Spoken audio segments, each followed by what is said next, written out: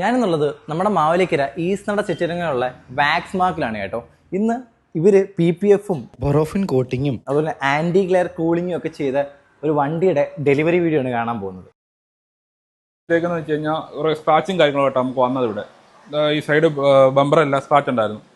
അതെല്ലാം നമ്മൾ ക്ലിയർ ചെയ്തുകൊണ്ട് ബോണറ്റെ ഫുള്ളും ബമ്പറെ ഫുള്ളും PPF വർക്ക് നമ്മൾ ചെയ്തേക്കുന്നത്.